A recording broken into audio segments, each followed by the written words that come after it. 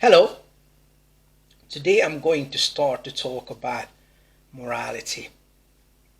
It's an interesting subject because we don't often think about morality, where our moral compass is from.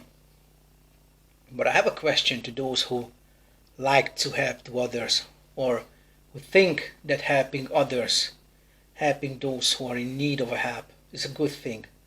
But the question is, why should we help others? If somebody is in trouble and someone else is in a position of helping that person out, do you think that if the person doesn't help the one in trouble, if he's behaved correctly, if he made the right choices, if you think he didn't behave correctly, why do you think that is? Because according to Darwinists, according to evolution, it's the survival of the fittest. So if the person is not fit to survive, why should he?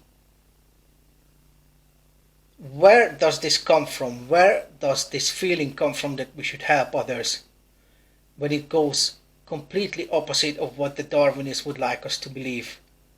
That the reason that humanity survived is because it was the survival of the fittest. And the other thing is, if where does this feeling come from that evil things should be repelled? In fact, how do we know that something is evil as opposed to not evil? They actually call this the law of morality, and there isn't one science, and there will never be one science, because by definition it's a different discipline that will ever be able to answer this. And moral law could be shown a form of logic, philosophy. It's actually called, I think it's called syllogism, whereby if the premises are true, then the conclusion follows as true. So the first premise is every law has a lawgiver. The second premise, the moral law exists. So the conclusion is there is a moral lawgiver. So that there is, every law has a lawgiver, that's a given.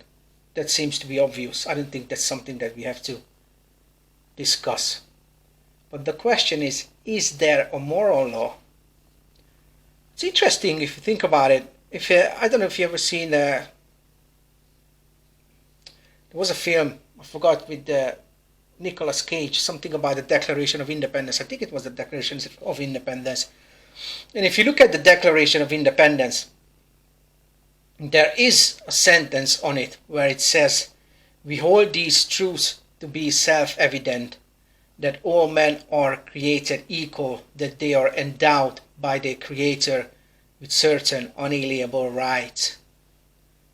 So, hundreds of years ago, people thought that there are certain rights of a human being that is unalienable, something that is by definition you have. Nobody's giving it to you, you were born with it.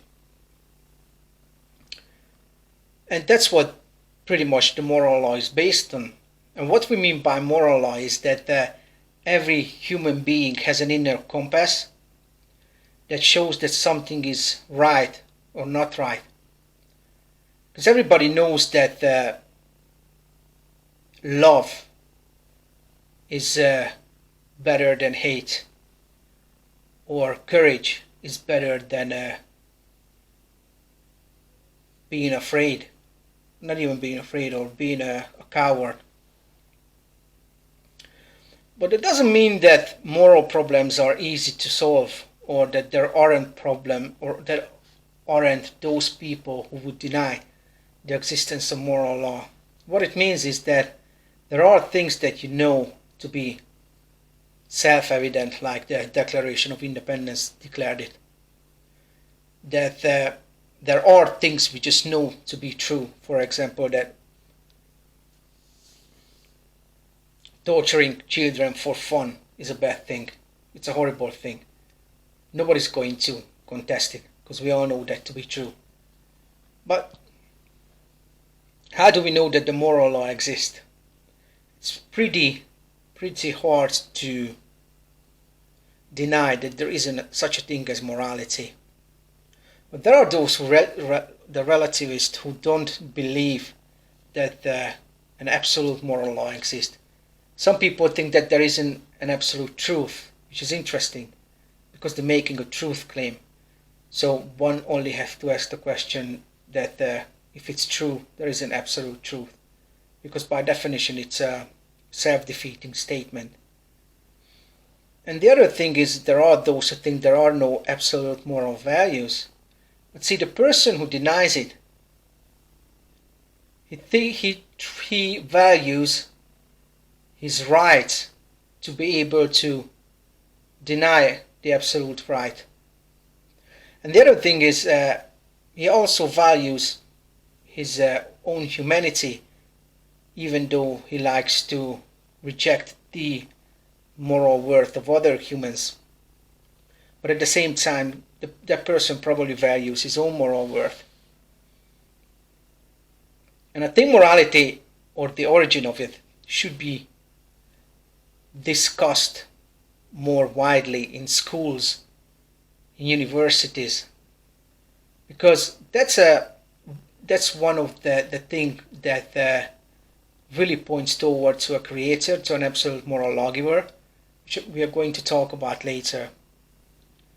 But I think it's such a shame that something so ubiquitous thing like the morality is something that people never even think about where it's come from. How did we get it with evolution? So we are going to talk about more where Christians think morality is from. Bye.